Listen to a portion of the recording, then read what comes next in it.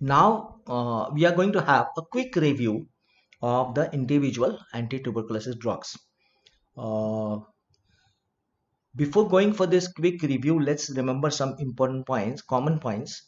One of the important points is, I hope you remember that the Mycobacterium tuberculosis is an intracellular organism, and that's why I am telling you that most of the anti-tuberculosis drugs have got good intracellular penetration, except one drug, that is streptomycin, which does not have good intracellular penetration.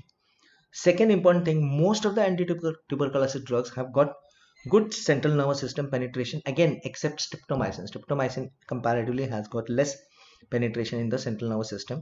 And one drug which has got good CNS penetration is pyrazinamide. Of course, INH, rifampicin, all the drugs penetrate in the central nervous system, but pyrazinamide is supposed to be the best as far as CNS penetration is concerned.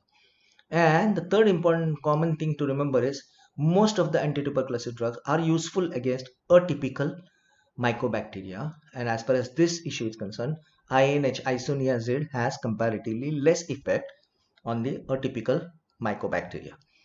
So now let's start with rifampicin, the first drug. Mechanism of action, it inhibits the enzyme DNA dependent RNA polymerase. It's important for all of us to remember this, the name of this enzyme. And when the DNA dependent RNA polymerase enzyme is inhibited, it leads to inhibition of RNA synthesis. This is the mechanism of action of rifampin. And rifampicin is a very special drug.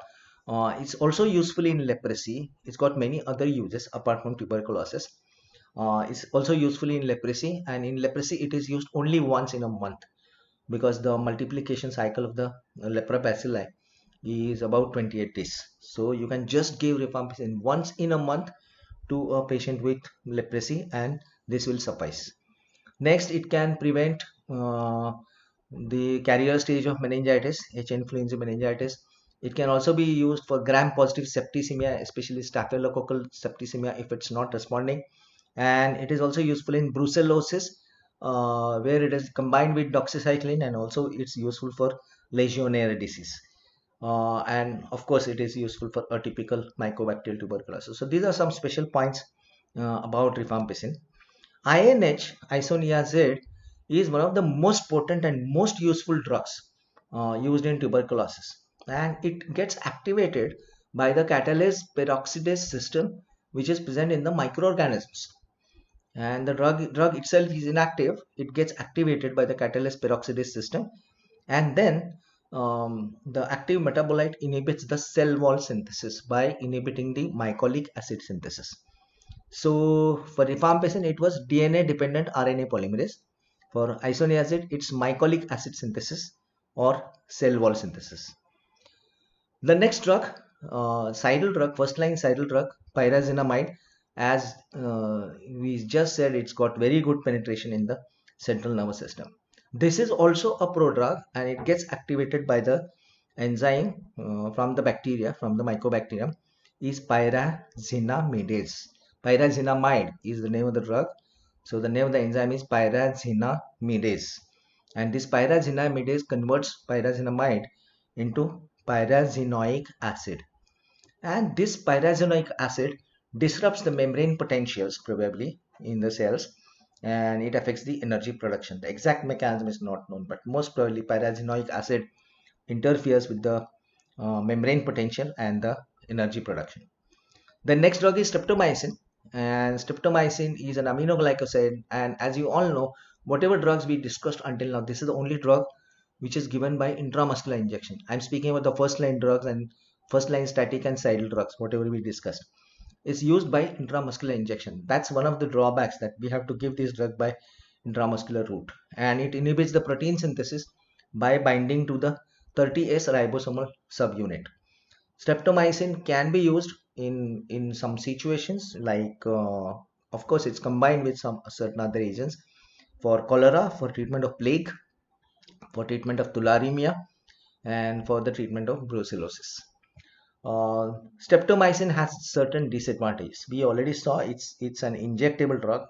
One intramuscular injection has to be given thrice a week to the patient. Its CSF penetration is poor. Its penetration in the macrophages, that's the intracellular penetration, is poor. It cannot penetrate the caseous material, and it is much more toxic as compared to INH and rifampicin. And that's why uh, in some of the places streptomycin is not used as a first line drug. It is used as a second line drug. In our list we have included it as a first line agent. It's a bactericidal first line drug. The next drug is ethambutol, and ethambutol is static, is the first line static drug. It is useful for mycobacteria which are resistant to INH, streptomycin, and economide. And it is able to penetrate, it is able to inhibit the organism which are present in the walls of the cavities. And it is also useful because it delays the resistance to INH, rifampicin, and streptomycin. So this is one of the important advantages of ethambutol. How does it act? It inhibits the arabinosyl transferases, and it inhibits the polymerization of the arabinoglycan, or it's also can be called as arabinogalactan. So again, it's concerned with cell wall synthesis.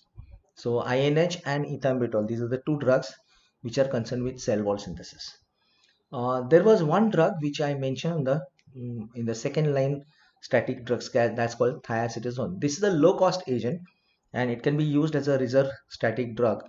And its most important purpose probably is to delay the resistance to INH, streptomycin, and ethambutol.